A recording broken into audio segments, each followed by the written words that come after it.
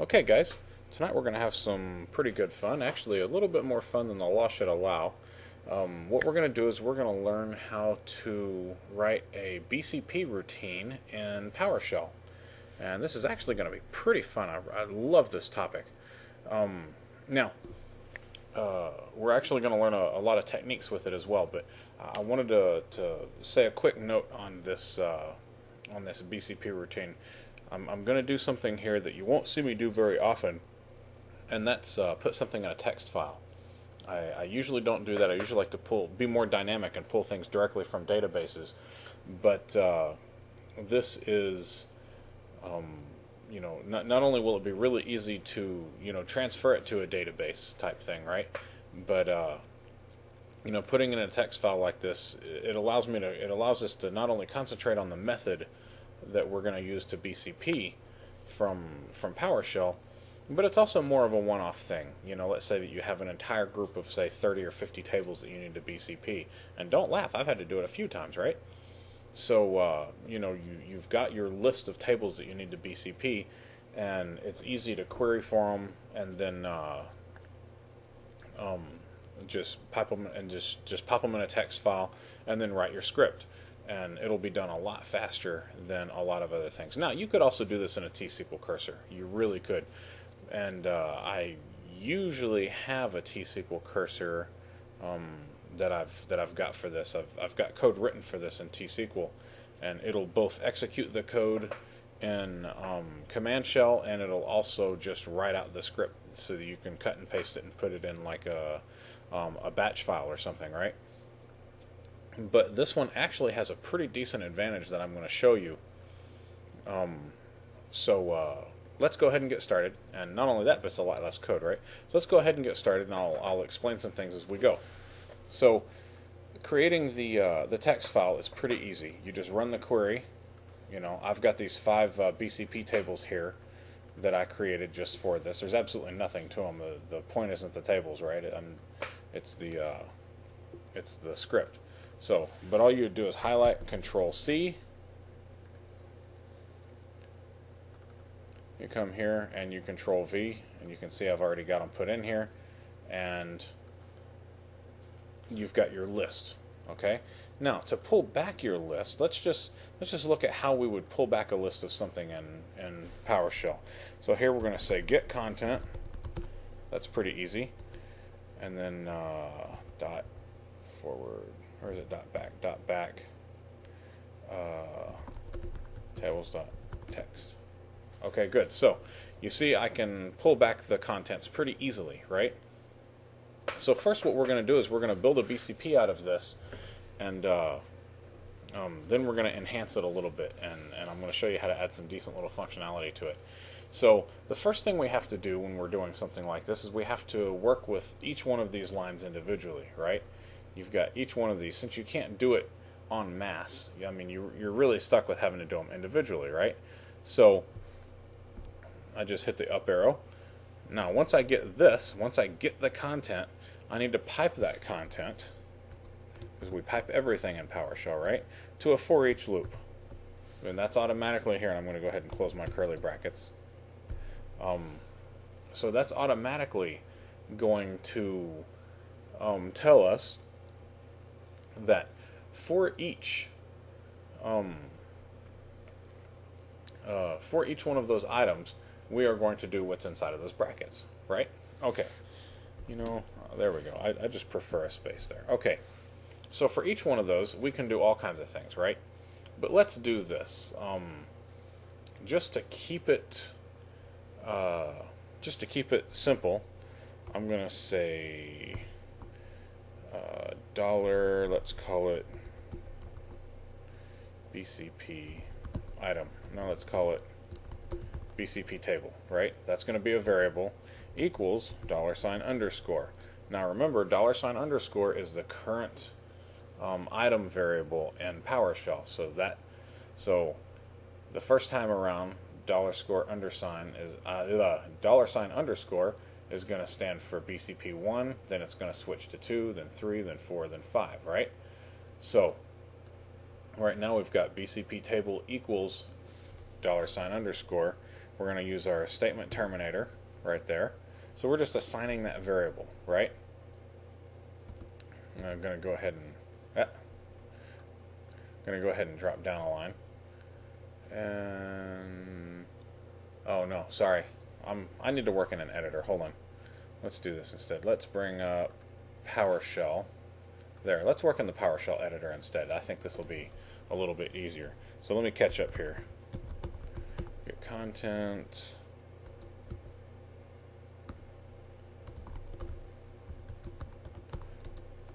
Pipe it to for each. I'm going to take $, table equals, there we go, and terminator. That's what I meant to do before. There we go. Okay, so I've got my curly brackets and I'm assigning the BCP table to the current iteration variable. Okay, now all I really need to do, the rest of it, as far as just doing the BCP, the rest of it's pretty easy. Now this is one of the techniques that we're going to learn about PowerShell.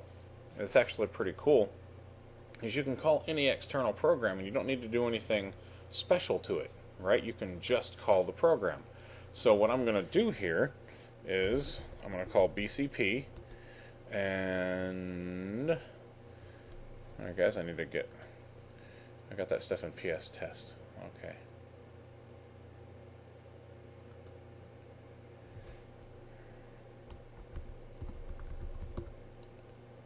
There we go. Now, this is where the table comes, right? Because I'm going to BCP these guys out. That's what I want to do. I want to BCP these guys out.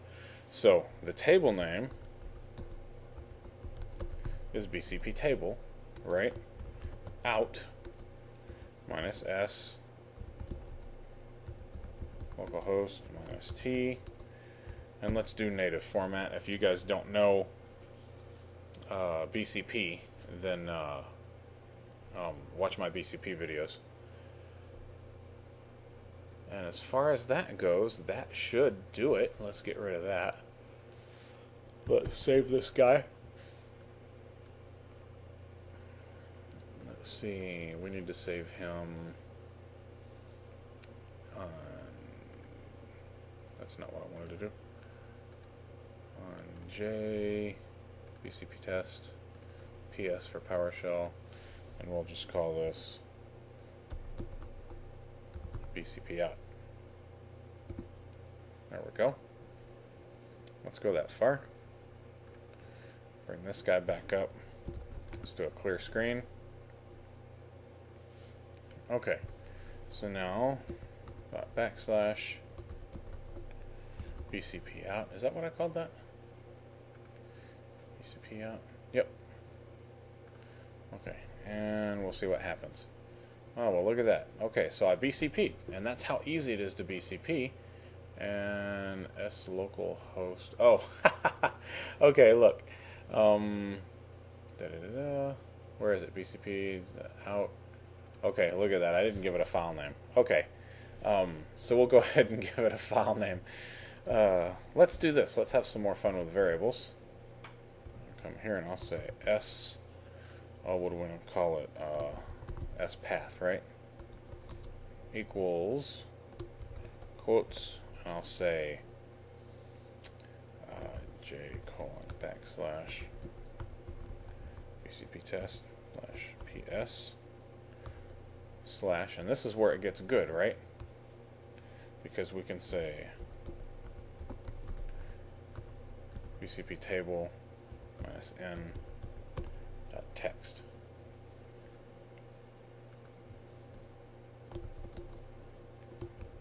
I believe I need to add that, and then that. There we go.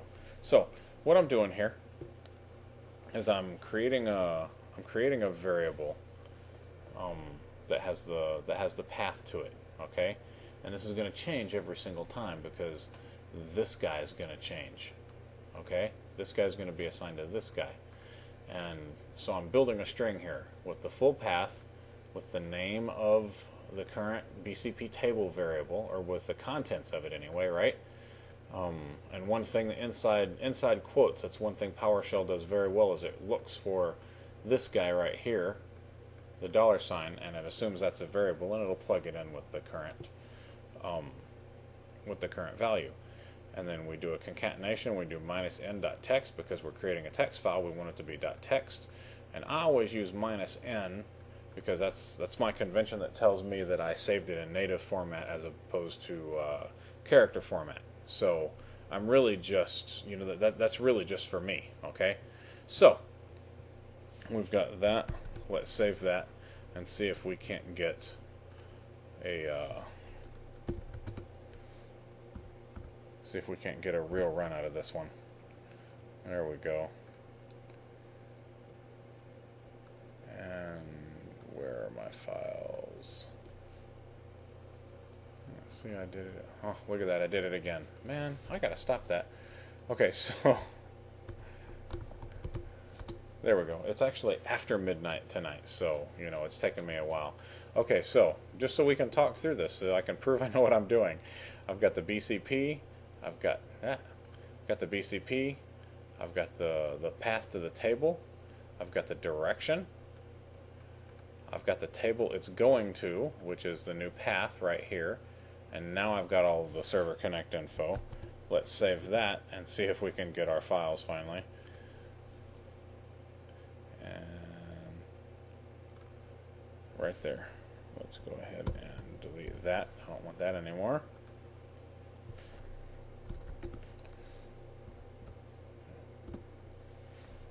There we go, we got that. Hey, look at that, I got files now. Amazing what happens when you put all of the parameters in your BCP, right? Okay, so I've got BCP 1-N, 2, 3, 4, and 5. It's a beautiful thing, right? So, if you never went any further, you could very, very easily stick that as your BCP script. And look how easily, this is the only line that actually does anything, right? All of this stuff is just assigning variables. I mean, this one's getting the data, and everything else. I'll go ahead and hit enter on that, and there you go. And these two lines are just assigning variables, and it's that easy. But one thing that's really cool about this, and here, let me do this, and then come back to here. There we go. One thing that's really cool about this is that even when you call the BCP natively, like you would just at the DOS prompt, it still understands the PowerShell variables.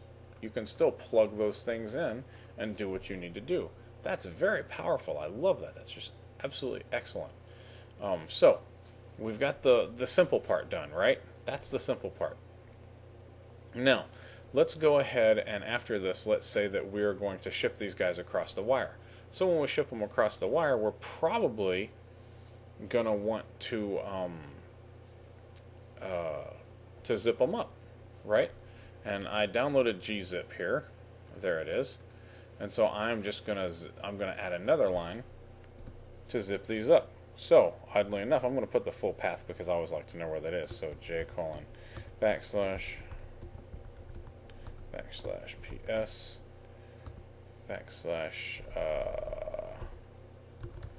/gzip,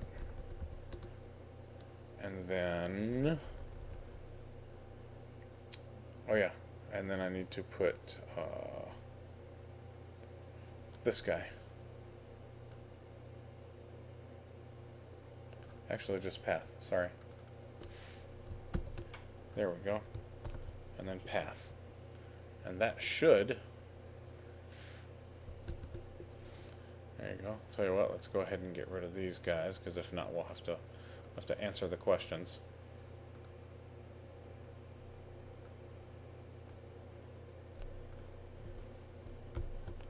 Kill those. There we go. I still got gzip. I still got the thing. Okay. So we got that. Let's see what happens. Did I save that? I'll save it again. There we go. Here and go.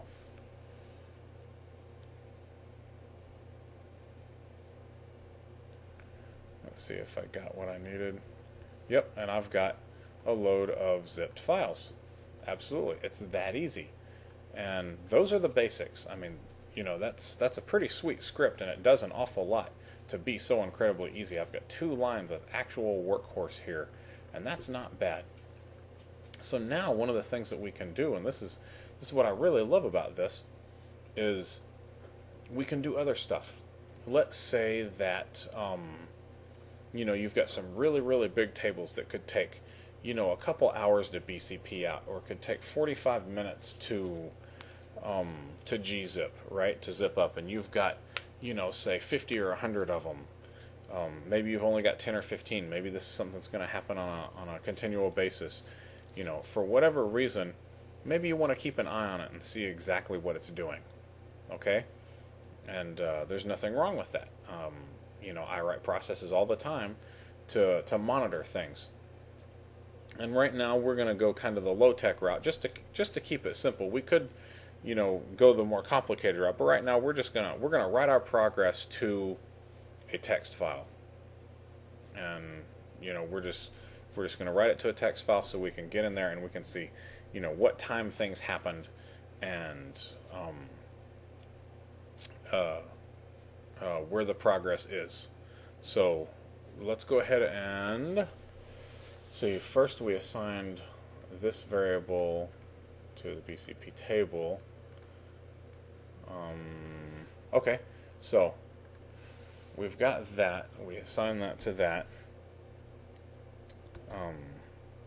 Let's pipe that to out file, and we'll do the out file as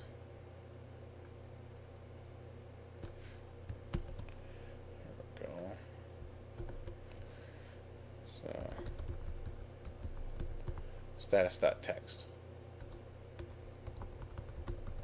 Append, right? So, here, let me do this. Let me put that back, and then I'll say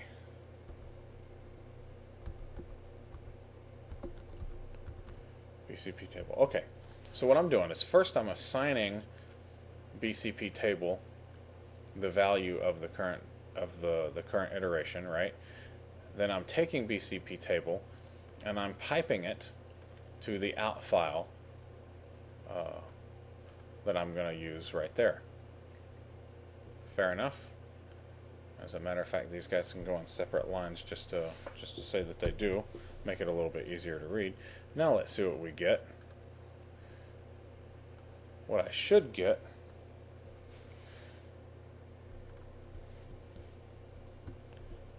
kill all those guys. What I should get is a status file with each one of the tables printed in it. Let's make sure I save that.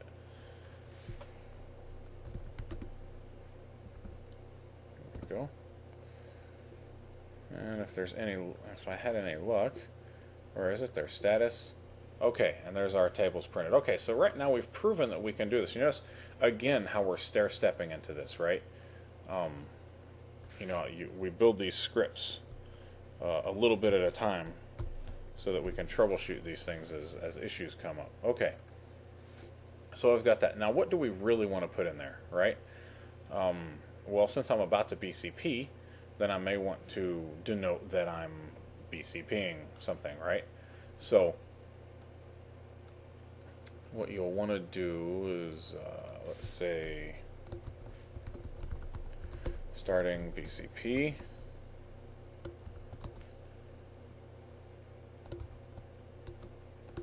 plus, and we'll put this guy in quotes, just like that, right? So then I'll take this exact line again, and right after the BCP,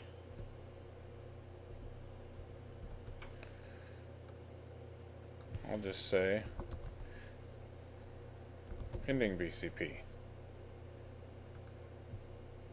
I like to line these guys up. There we go. So starting BCP, ending BCP. Nothing wrong with that. And actually, sorry, one more thing. I just have this thing. There we go. I just want it to surround the BCP statement. I want it to be immediate, right? Okay. So I've got that. I'll clear the screen again. come up, and let's make sure we get what we wanted. So I got my status. Look at that, starting BCP, BCP1, ending, starting, ending, starting, ending, starting, ending, right? Good stuff that. So I can automatically see, that it's moving right along. Or these are moving so fast, you know, they're moving along too fast for us, right? But now, oops, that's not what I wanted. Let's go here. Okay, now that's dandy, but maybe we want to see what time it stops and starts, right? So let's do a get date plus. And actually, I'm pretty sure that's going to have to be surrounded.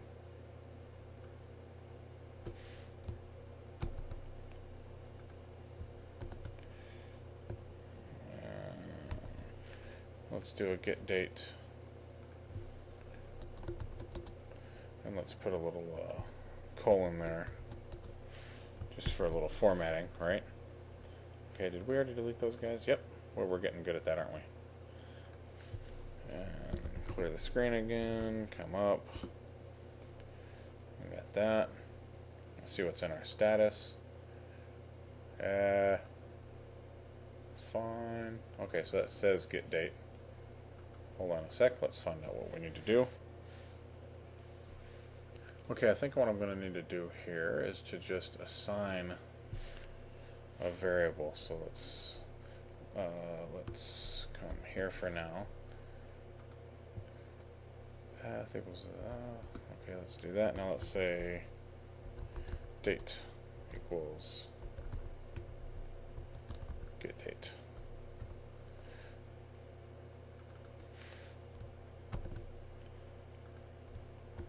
Date and date. That should do it. Make sure I deleted everything. Yes. Up here.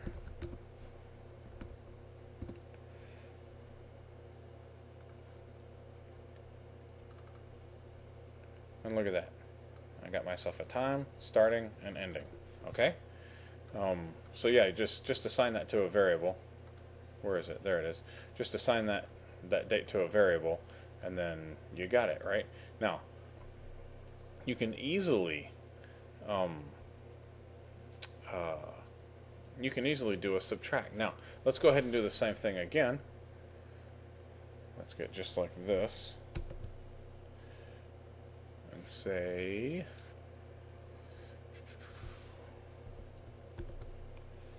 alright, here, there. So I got that.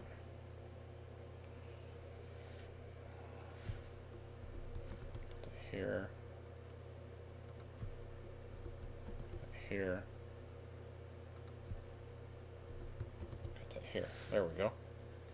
So I'm just assigning date to get date at every stage, right? So I get the date refreshed.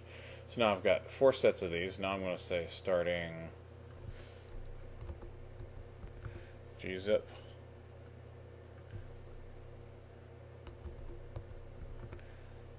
and then ending gzip. There we go. So I'm starting BCP, ending BCP, starting gzip, ending gzip. There we go. Now we'll do some of this stuff again. Excellent.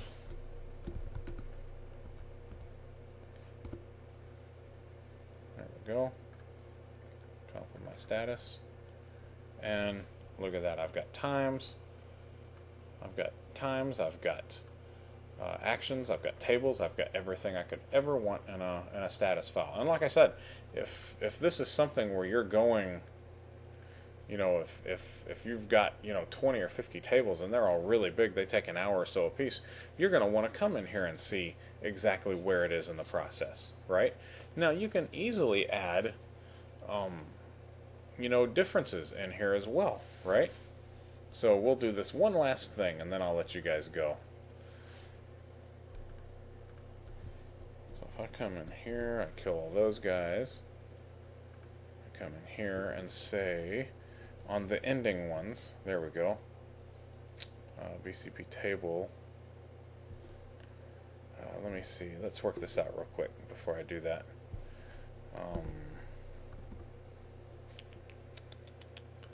No, I'm not going to do that because I'd have to assign it to two different variables. Well, I suppose I could do that.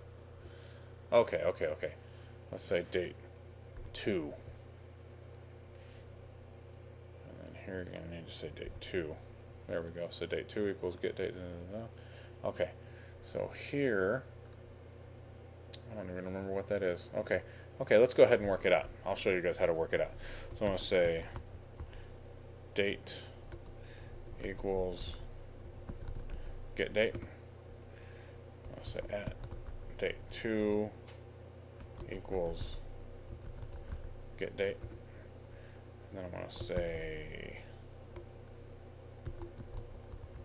date 2 minus date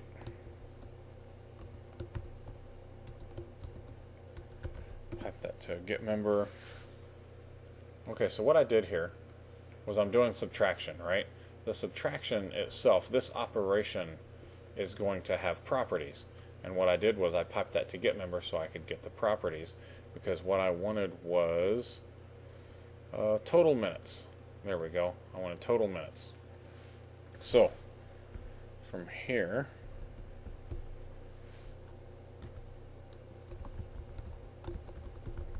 total minutes, there we go. So now if I say date 2 equals get date, blam, there we go. Do that again, you can see it was 1.05 minutes, right? Okay, good. So that's what we want to do. Now it may take me a little minute to work this out here. You might as well, I considered turning off the video, but you might as well watch me do it, because like I said, it's good for you guys to see that we SQL gods aren't absolutely perfect and do everything right the first time, right? So let's see, the best way to do this would be, let's just try straight text first. Let's come here and say, that's not what I wanted. I wanted parentheses.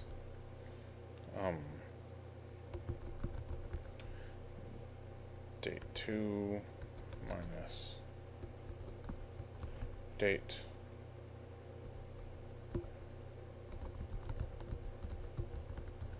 total minutes.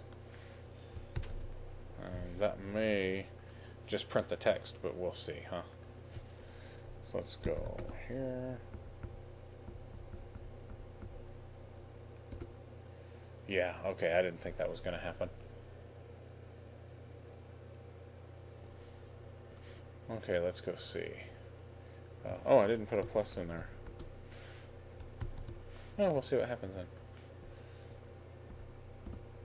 Well, it at least ran, huh? So I'll come here, status.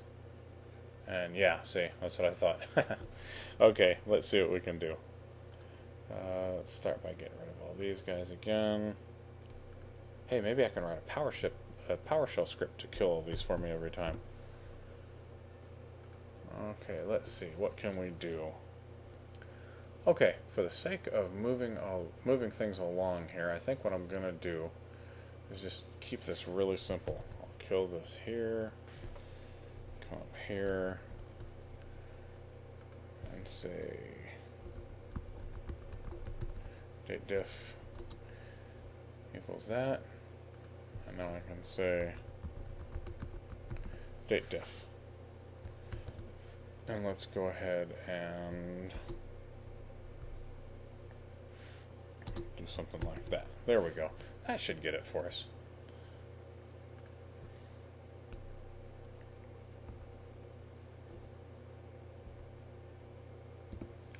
There we go. And status. And there we go. So now we've got the total time in minutes that it took each one of these ending steps to do, right? And we could do the same thing for the gzip, okay? Just go in here and add that exact same thing down here for the gzip. So, you see here that writing a PowerShell to to do the BCP is actually a lot richer than doing it ordinarily, and this would actually be really hard to do in a batch file. To append to this file like that would actually be a lot harder and a lot more code than it is in PowerShell and T-SQL as well. I mean, it would be relatively difficult to append to a file like this so easily. And all we had to define was a few variables and just a couple lines of script, and you know, we were up and running. So, you know, this is good stuff. This is an exciting script. I loved it. I love it because there are just so many things you can do with something like this. And I taught you a lot of techniques tonight. I showed you that showed you 2 different places that you can. Where's the other one? 2 different places that you can just call regular programs and still pass in the PowerShell variables inside of there. That's just really cool, because very few times does anything work the way you think it should, and PowerShell definitely has a lot of things that work the way you think they should. It's good stuff. So anyway, I'm going to stop babbling now. You guys get the idea, and good luck.